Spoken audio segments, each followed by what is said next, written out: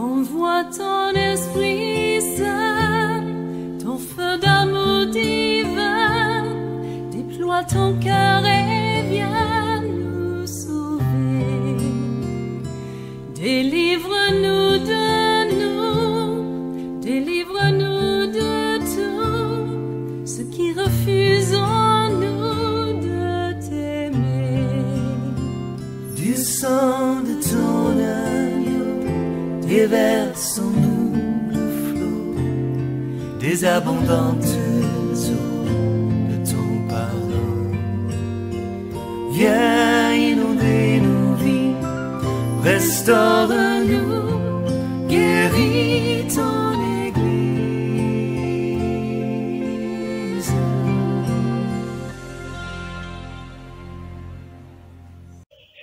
Alors, bien-aimés, nous saluons dans le puissant et précieux nom de notre Seigneur Jésus-Christ de Nazareth. Je suis Hervé Niba, serviteur de Dieu, du ministère Restauration de l'Église pour le réveil et le retour du Seigneur Jésus-Christ.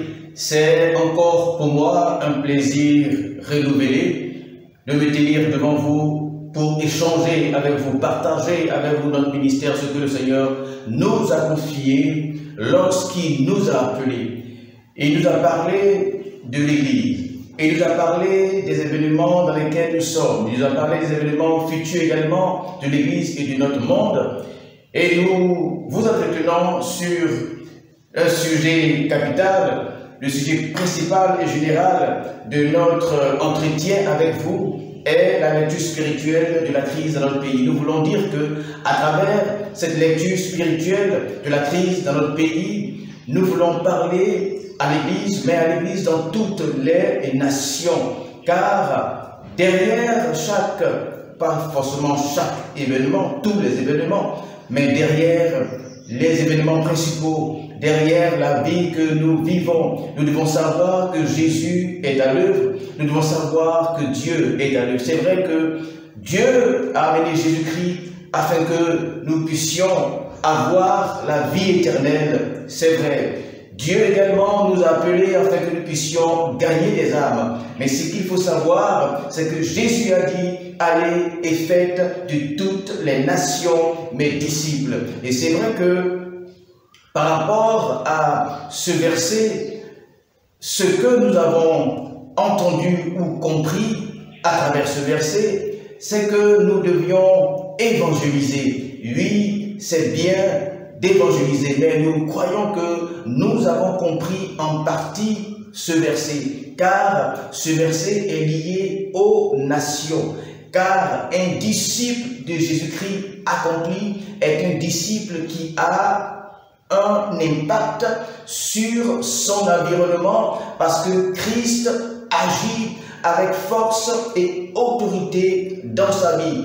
Et de même qu'un marabout, de même qu'un mystique, de même qu'un occultiste dans un lieu donné, dans une maison, dans un village, ou même dans un quartier, je dirais même dans une ville et même dans un pays, ce dernier-là a une sorte d'impact sur le lieu où il est. Lorsque notre Seigneur Jésus vivait sur terre, la Bible déclare que sa renommée, elle est au-delà même, n'est-ce pas, de la ville où il était, je dirais même, de sa patrie. Alors, l'impact d'un chrétien qui a le niveau de Jésus-Christ doit forcément influencer son environnement.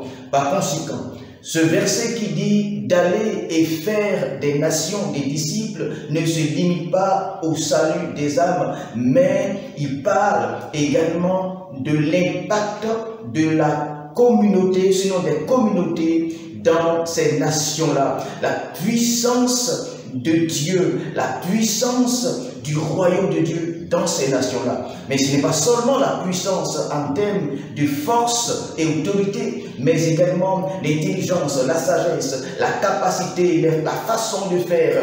Les hommes influencent, n'est-ce pas, les lieux où ils sont, et nous ne croyons pas que les chrétiens n'ont pas également reçu cette capacité de le faire. D'ailleurs, nous croyons que ce verset de Matthieu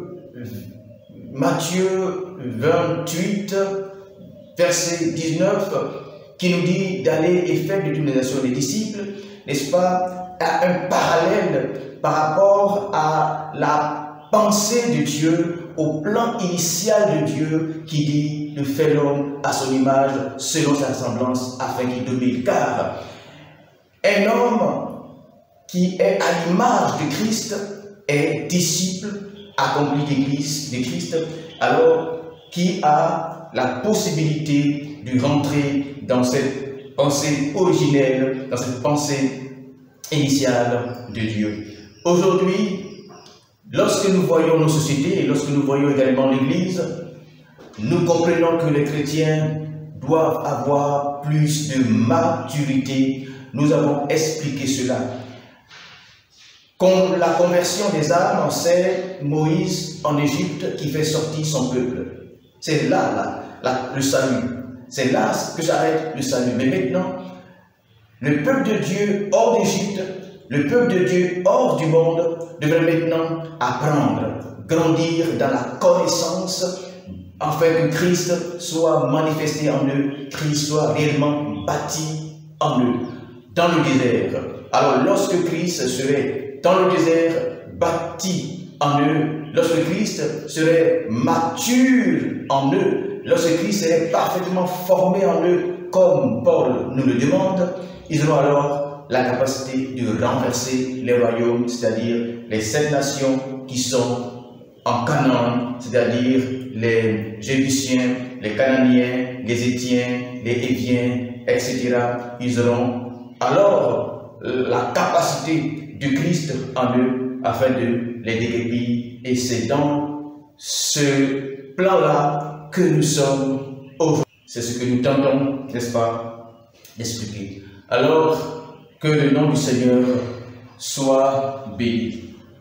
Mais également, nous avons introduit un sujet, nous avons introduit un thème qui est de savoir, est-ce qu'aujourd'hui encore, lorsque nous sommes, aujourd'hui encore étant sur terre, est-ce que le royaume de Dieu, n'est-ce pas, influence au-delà des hommes, au-delà des chrétiens, je veux dire, est-ce que le royaume de Dieu qui est en haut influence la terre? Mais ce n'est pas seulement le royaume de Dieu qui est en haut, il y a également le royaume de Lucifer et ses anges déchus. Est-ce que le royaume de Satan également influence cette terre? Et nous disons oui. Ce que nous devons savoir, nous allons parler de ça peut-être en détail un autre jour, c'est que la terre, n'est-ce pas, depuis que les anges ont été précipités du ciel, la terre aujourd'hui est devenue un champ de guerre. Le royaume de Dieu et le royaume du diable veulent contrôler la terre. Chacun veut le faire à travers ses hommes et nous parlerons de ça. Alors nous allons expliquer à travers l'Apocalypse et les sceaux, et nous avons vu, il y a encore plusieurs versets dans la Bible qui montrent comment est-ce que les royaumes du ciel, Éphésiens en parlent. Nous n'avons pas à combattre contre la chair ni le sang, mais contre les principautés, les autorités, contre les esprits dans les lieux célestes. Alors oui, les royaumes spirituels, les autres mondes, notre monde n'est pas le seul. Nous sommes confrontés, influencés par d'autres mondes. Alléluia. Et nous avons expliqué cela. Mais nous avons également dit qu'au-delà de l'influence spirituelle des autres mondes sur nos vies et sur la terre, Dieu également, à travers ses lois, les lois qu'il a données à l'humanité, nous croyons que c'est Dieu qui a créé ce monde.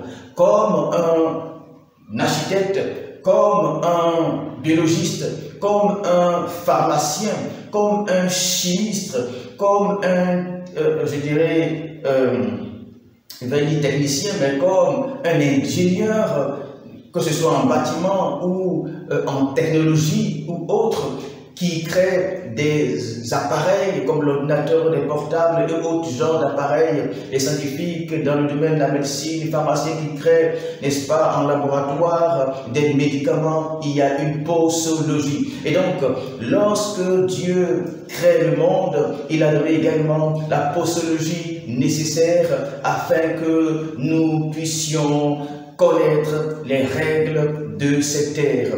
Lorsque Dieu crée ce monde, il donne des principes et des règles à respecter. Nous l'avons vu. Si nous respectons alors les règles de Dieu, si les hommes respectent alors les règles que Dieu a données pour le bon fonctionnement de ce monde, nous serons en train de marcher alors dans la voie de Dieu selon les principes de Dieu. Et de cette façon-là, Dieu, de façon indirecte, serait en train de contrôler le monde, ce monde. Oui, Dieu peut contrôler ce monde à travers la mise en pratique des règles et des principes que Dieu a donnés à ce monde. Alléluia. Et donc, nous avons développé, n'est-ce pas, cet élément-là, et nous allons le continuer aujourd'hui encore, montrant que Dieu a la volonté de contrôler nos nations, de contrôler nos pays, de contrôler nos environnements, nos villages, les cadres dans lesquels nous sommes, de contrôler nos sociétés, de contrôler le monde à travers les règles qu'il a établies sur la terre. Nous disons que de même que Dieu a appelé Abraham, de même que Dieu, avant Abraham, a choisi, sinon a créé Adam. Après Adam, Dieu va choisir Noé. Après Noé, Dieu choisit donc un homme qui est Abraham. Et de lui, Dieu sortira un peuple. Alors, de même, Dieu va utiliser la nation d'Israël afin que cette nation d'Israël soit un modèle, ce que nous avons appelé une maison témoin. Lorsque nous voulons faire un chantier de construction, lorsque nous avons un projet immobilier, les opérateurs vont construire ce qu'ils appellent une maison témoin.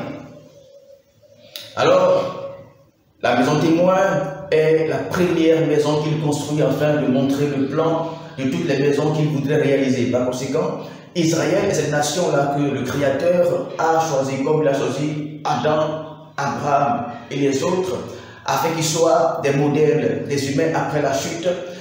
Après la chute, donc, les hommes vont créer leur société.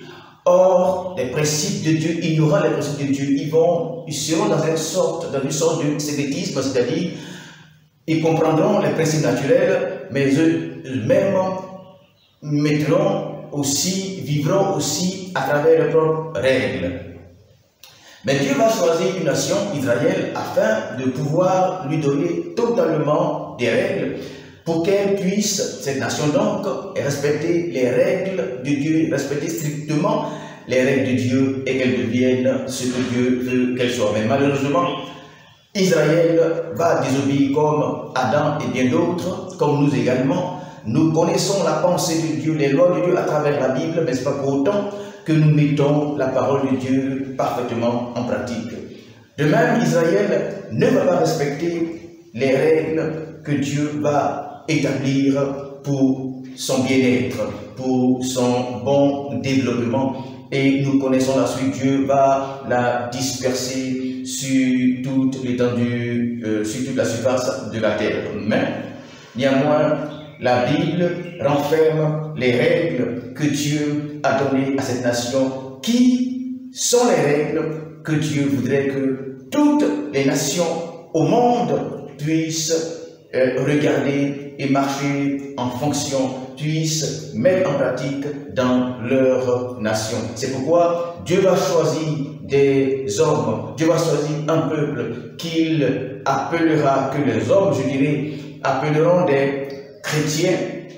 Et nous, par Jésus-Christ, qui avons la Bible, nous avons pour devoir de regarder, consulter la Bible afin de savoir qu'est-ce que Dieu voudrait, non seulement pour les hommes, mais qu'est-ce que Dieu voudrait pour nos nations, selon qu'il a dit, allez et faites de toutes les nations mes disciples. Et les disciples de Dieu par Jésus-Christ sont ceux qui consultent la loi de Dieu, sont ceux qui consultent la parole de Dieu, sont ceux qui consultent, n'est-ce pas, ce que je pourrais appeler la notice que Dieu va laisser à l'humanité pour la création, pour le bon fonctionnement de la création.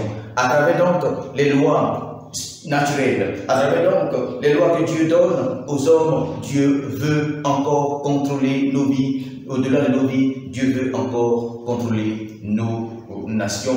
Et nous avons lu un certain nombre de versets qui le prouvent et qui le démontrent. Souvent nous posons la question de savoir si tout ce qui nous arrive vient de Dieu. Des fois, nous avons également ces affirmations devant un certain nombre de choses, disant que Dieu nous soumet à un certain nombre de choses dans le monde dans lequel nous sommes. Nous avons l'impression que tout ce que nous vivons, c'est Dieu qui le fait. Alors nous allons répondre à cette question. Est-ce que réellement tout ce que nous vivons, c'est Dieu qui le permet? Est-ce que tout ce que nous vivons, c'est Dieu qui le fait? Nous allons directement répondre à cette question par la négation. Non, tout ce que nous vivons sur terre, ce n'est pas Dieu qui le fait. Pourquoi? Du sang de ton agneau,